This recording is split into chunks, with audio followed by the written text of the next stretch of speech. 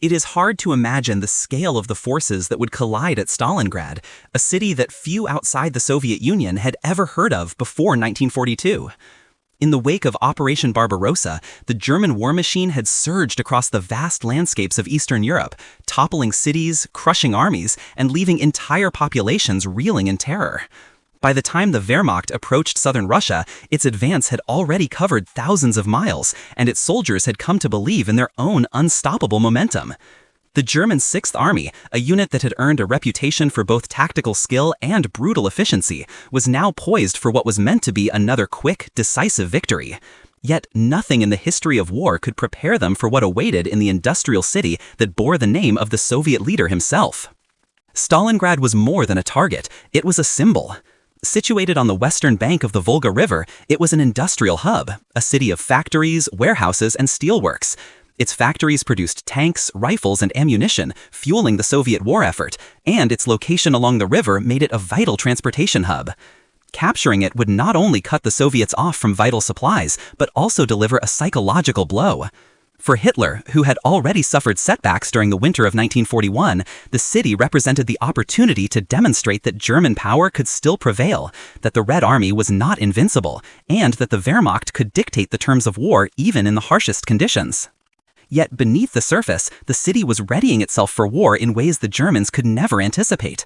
Stalin had issued strict orders, not one step back. Every soldier, every factory worker, every civilian was expected to fight with unyielding determination.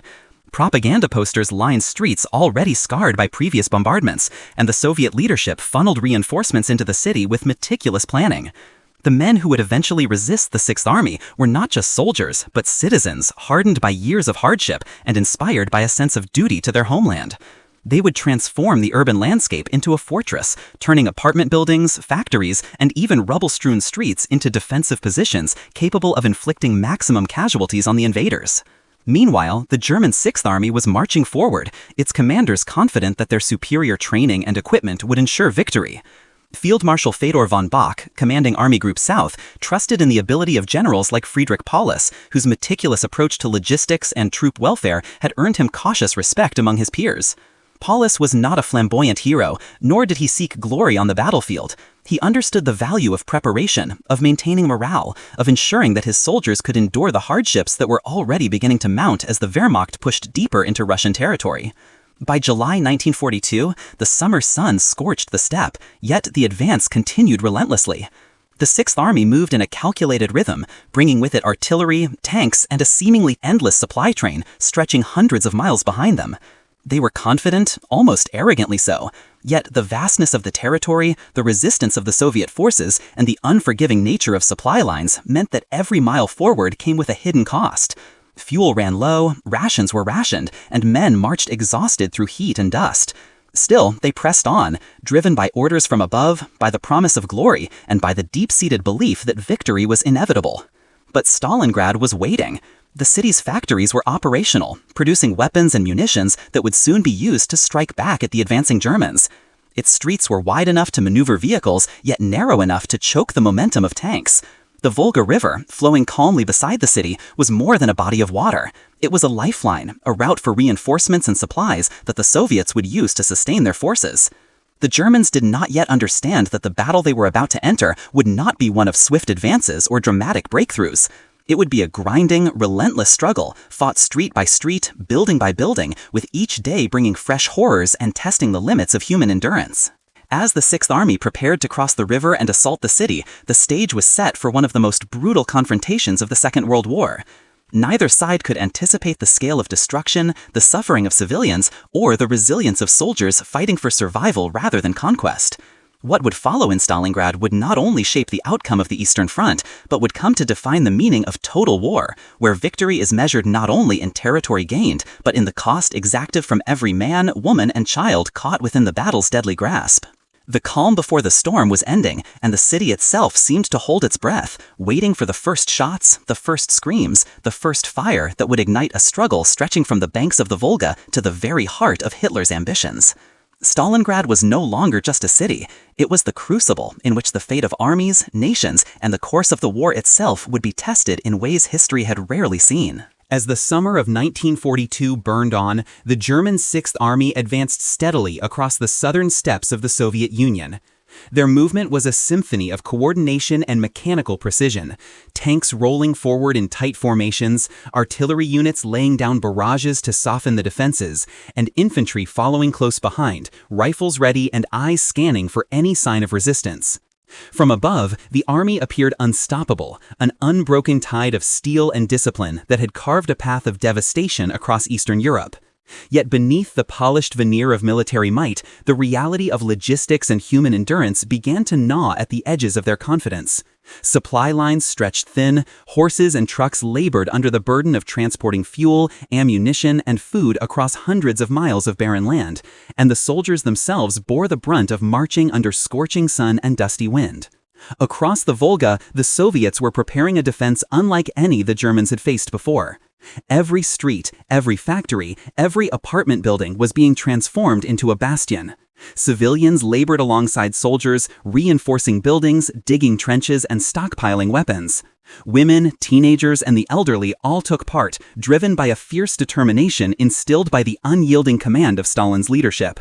Soviet officers inspected barricades, coordinated sniper positions, and arranged the urban landscape to maximize the lethality of the defending forces.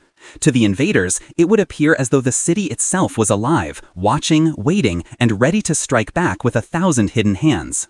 The German commanders, led by General Friedrich Paulus, understood the city's strategic importance but underestimated the depth of its defenses.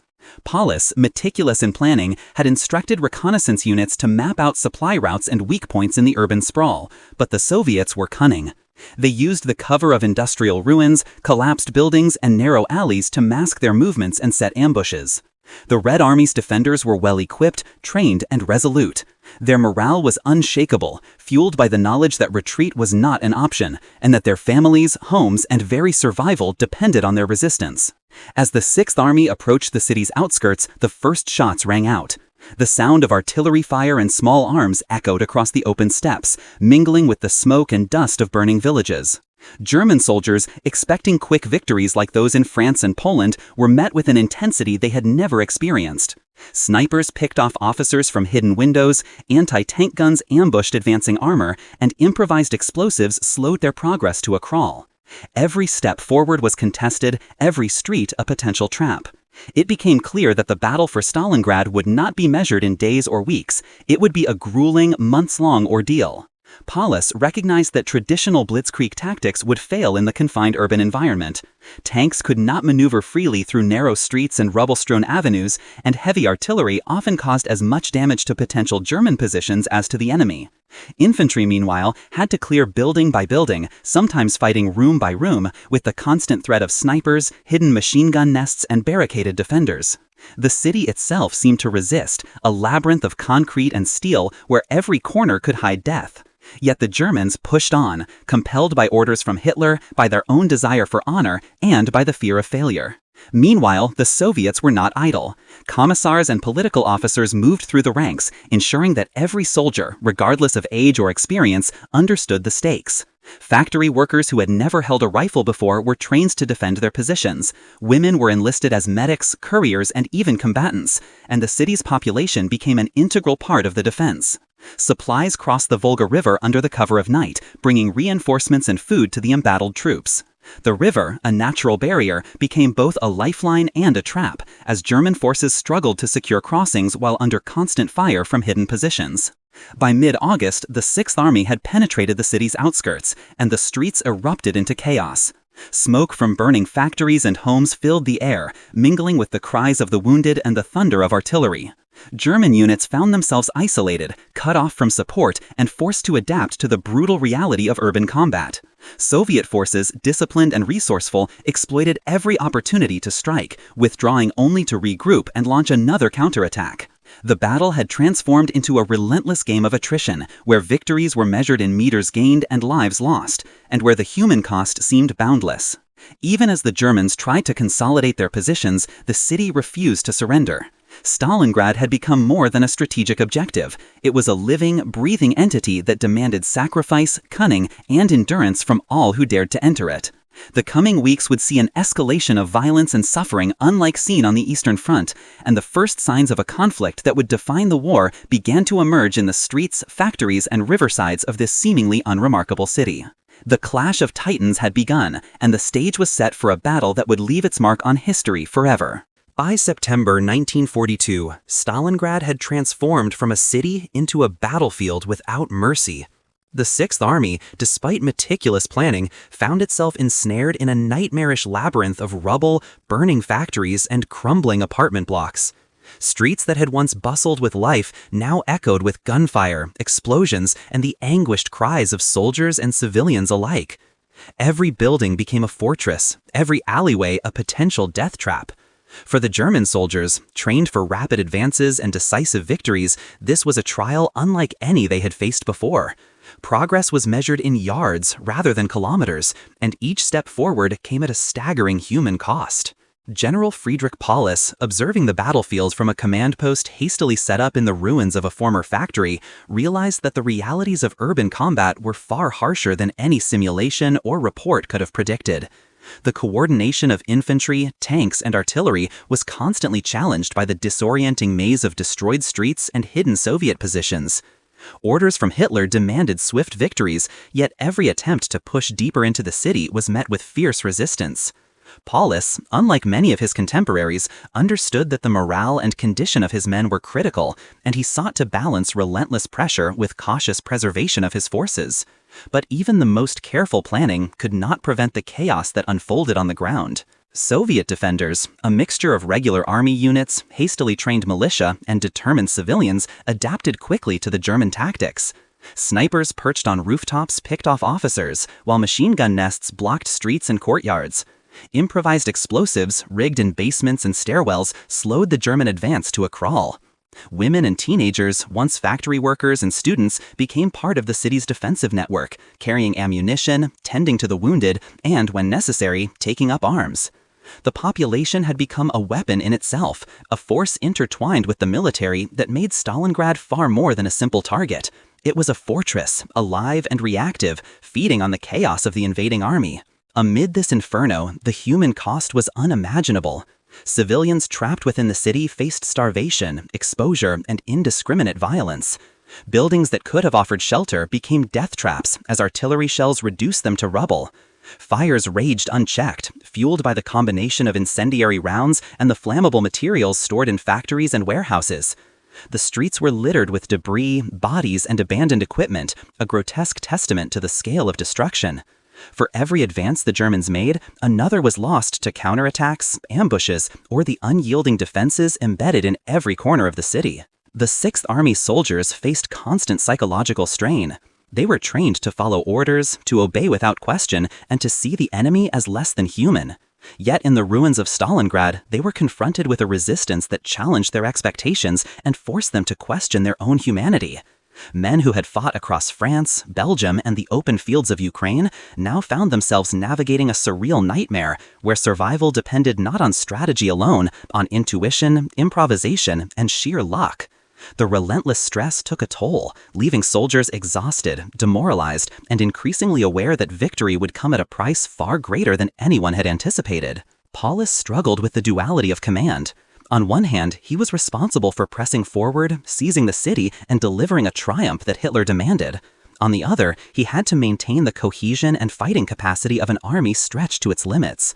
Supply shortages exacerbated the crisis. Food, ammunition, and medical supplies were difficult to distribute amid the chaos, and every delay increased the strain on men already enduring the unrelenting horrors of battle. Letters from home were scarce, news of the broader war arrived in fragments, and the soldiers began to feel isolated, trapped in a city that resisted every attempt at conquest. As the battle raged on, the Soviets employed every tactic available to them. Counterattacks emerged from unexpected directions, ambushes struck with lethal precision, and the urban terrain itself was leveraged to inflict maximum damage. The Volga River, which ran along the city's eastern edge, became a critical artery, enabling Soviet reinforcements and supplies to arrive under cover of darkness. These forces, supplemented with local knowledge and unyielding determination, transformed Stalingrad into a crucible where every day was a test of endurance, cunning, and willpower. By the end of September, it was clear that the city would not fall quickly. Each inch gained came at a terrible cost, and the Sixth Army's advance was measured in survival rather than triumph. The clash that had begun as a pursuit of strategic objectives had morphed into a grinding war of attrition, where soldiers on both sides faced unimaginable suffering, and civilians endured the unimaginable. Stalingrad had become more than a battle. It was a hellscape where the full scale of human resilience, brutality, and desperation was laid bare. A storm from which few would emerge unchanged. The city, scarred and burning, had already claimed countless lives, and yet the fight continued. Stalingrad was proving that no army, no matter how disciplined or well-equipped, could simply march through a fortress built of both steel and human determination. And in this inferno, the stage was being set for a confrontation that would forever alter the course of the war. As October 1942 descended upon Stalingrad, the relentless battle showed no signs of slowing. Smoke choked the streets, fire illuminated the night, and the once proud factories and apartment blocks were reduced to skeletal ruins. The Sixth Army had penetrated deep into the city, but every step forward demanded unimaginable effort. The Germans fought not only against the Red Army, but against the city itself. The labyrinthine streets, hidden sniper nests, and improvised defenses that turned every building into a fortress. Soldiers became trapped in urban pockets where movement was slow, visibility limited, and death could come from anywhere. General Paulus surveyed the situation with increasing concern. His careful planning had been meticulous, yet the sheer scale of resistance exceeded expectations. Supplies were stretched thin. Every delivery of food, ammunition, and medical aid required navigating the maze of destroyed streets under constant threat from Soviet fire. The summer had faded, and the first whispers of winter arrived in the form of chilling winds and frost creeping into the ruins. For soldiers already exhausted and malnourished, the approaching cold would amplify every hardship, sapping strength and morale. Soviet forces, for their part, were undeterred by the German advance. Under the command of political officers and seasoned commanders, the Red Army prepared for a counterstrike that would take advantage of the Germans' overextension. Civilians continued to fight alongside soldiers, manning barricades, delivering supplies, and tending to the wounded. The city itself seemed to act as a weapon, shaping the battlefield and dictating the tempo of combat. Every street corner, every destroyed building, every cellar was a trap waiting to strike, and German troops increasingly realized that they had underestimated not just the defenders, but the unforgiving nature of the urban terrain. Winter, however, was a different kind of enemy. Temperatures dropped below freezing, and nights became long, dark, and bitter. The soldiers of the Sixth Army, who had already endured months of relentless combat, now faced frostbite, illness, and the psychological toll of cold that seeped into bones and minds alike. Food became harder to distribute, and the relentless fighting left little opportunity to rest. Letters from home were delayed or lost entirely, and rumors of setbacks on other fronts only added to the stress. Every day, the city claimed more victims, and the German army felt the strain of fighting in a place that seemed to resist all control. Amidst this chaos, Soviet commanders devised a plan to exploit the Germans' vulnerabilities. The Red Army sought not just to defend Stalingrad, but to trap the invaders, cutting them off from their supply lines and encircling them in a devastating maneuver that would turn the very streets into a prison. While the Germans focused on pressing forward, the Soviets quietly mobilized reinforcements, bringing troops across the Volga under the cover of night. Artillery units were positioned to strike German columns attempting to advance, while snipers, concealed in rubble and destroyed buildings, continued their methodical hunt. Every Soviet action was calculated to maximize attrition and force the Germans into an untenable position. For Paulus, the situation became a delicate balance of offense and survival. Hitler's orders demanded relentless assault, yet every advance deepened the army into the trap that the Soviets were weaving. Soldiers grew weary, their morale wavering under the relentless pressure of combat and the creeping cold. Small victories were fleeting. Every gain was met with immediate counterattack, and every inch of the city exacted a price measured in human lives. Communication lines were disrupted, reinforcements were delayed, and the Germans began to sense that the end of their momentum might be near. Civilians endured horrors that cannot be measured. Starvation, exposure, and constant bombardment became part of daily existence. Mothers shielded children from shell fire, scavenged for food, and assisted in the defense however they could. The human cost of Stalingrad extended far beyond soldiers. The city itself had become a crucible of suffering, shaping the course of the battle through the determination and resilience of its inhabitants. By November, the stage was set for one of the most decisive moves of the campaign.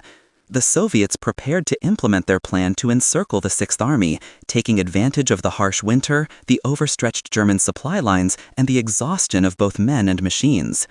Stalingrad, a city few had heard of just months before, had become the epicenter of a struggle that would decide the fate of armies and redefine the course of the Eastern Front. The clash was no longer a simple battle. It had evolved into a grinding, relentless war of attrition, where the lines between victory and survival blurred, and where the price of every decision was measured in the lives of thousands. The frozen abyss awaited, and neither side could yet foresee the full magnitude of the disaster that would soon unfold in the streets, factories, and riversides of Stalingrad. By late November 1942, the tides of Stalingrad shifted irrevocably.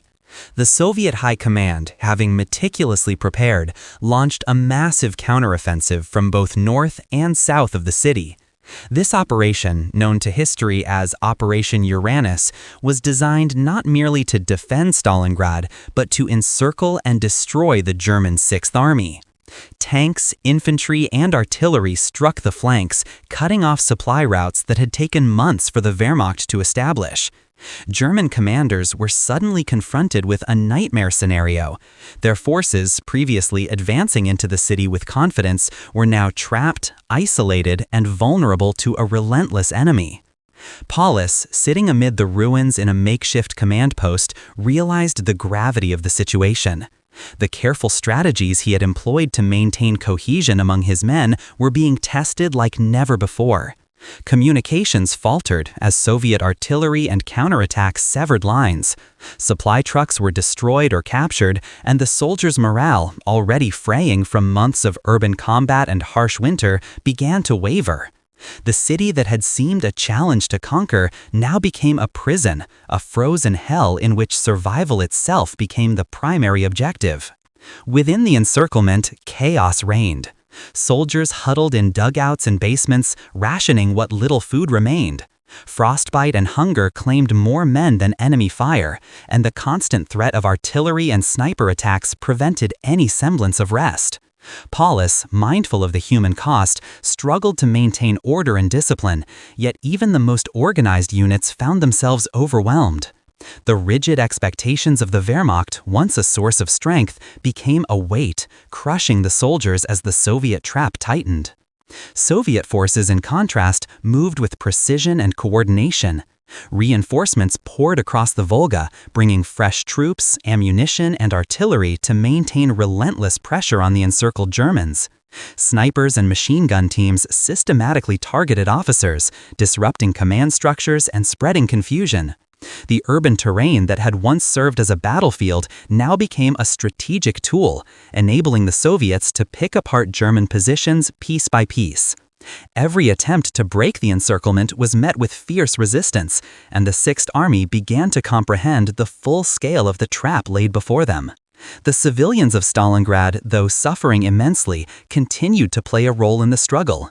Women, children, and elderly scavenged supplies, delivered messages, and guided soldiers through rubble-strewn streets. Starvation and cold were constant companions, yet the population's resilience inspired the Soviet defenders and compounded the Germans' isolation. Buildings that had once housed families became fortified positions. Streets that had been avenues of commerce were now corridors of death and survival. Stalingrad itself had become an active participant in the battle, dictating the rhythm of conflict and amplifying the human cost. For the German soldiers, the psychological toll was immense.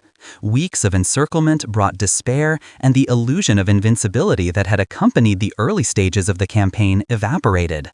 Letters from home provided fleeting comfort, but also a cruel reminder of the distance between them and safety.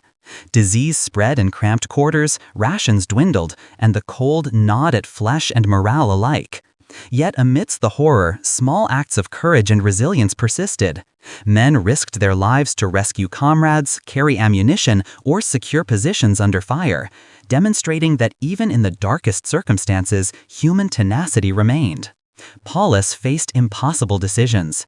Should he attempt a breakout and risk annihilation in the open steppe, or hold positions within the city and hope for relief?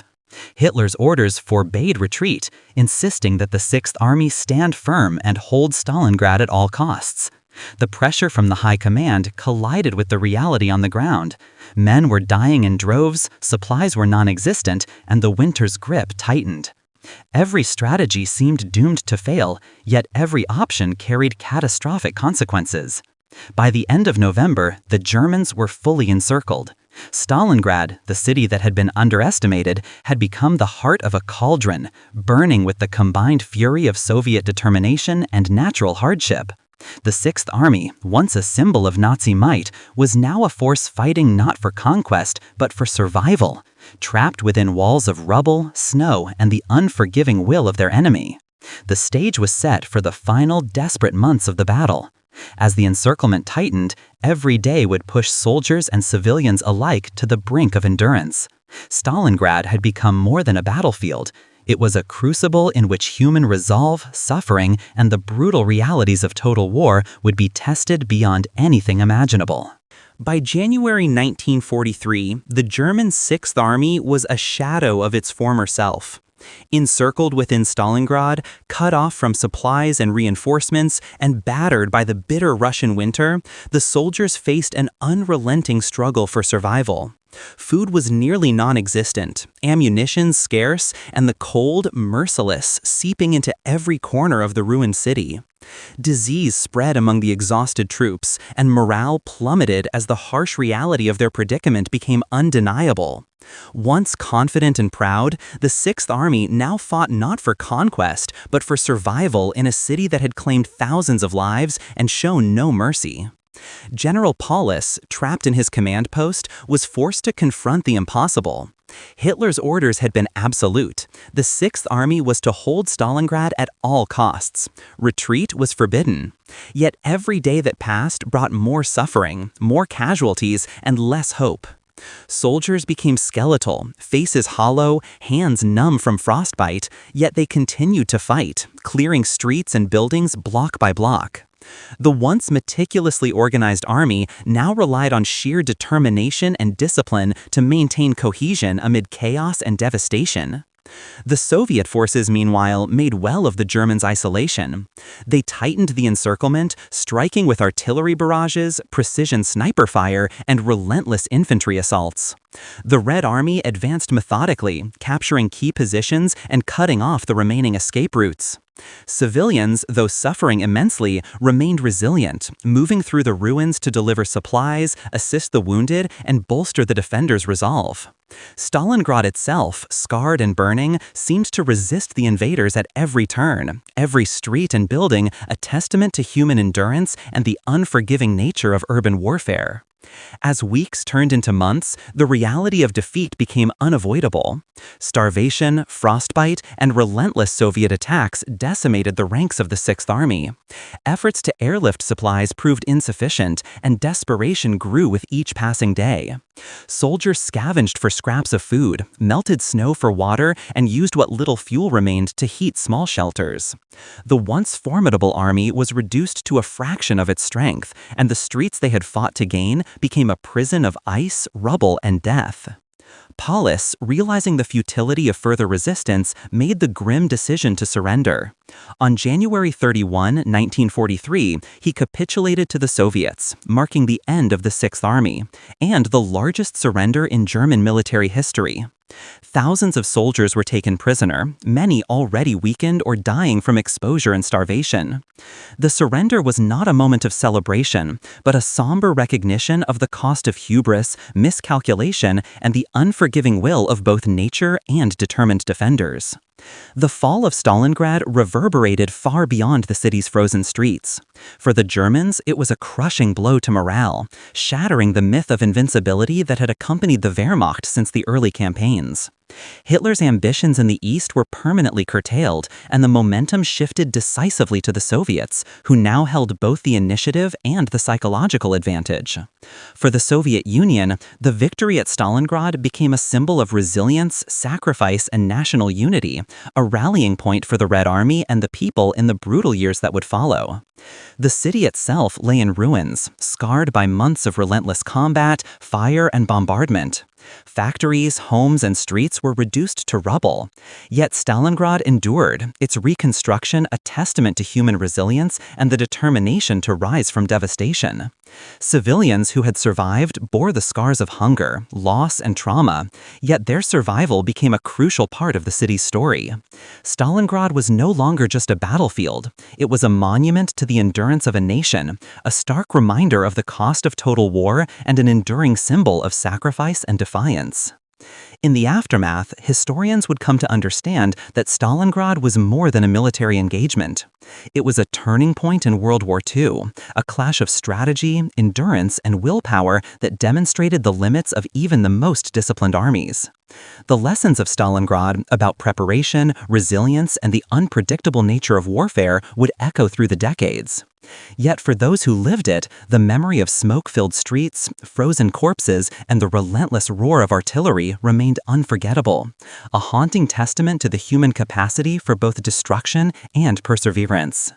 Stalingrad had fallen, but its story, etched in blood, fire, and courage, would endure forever.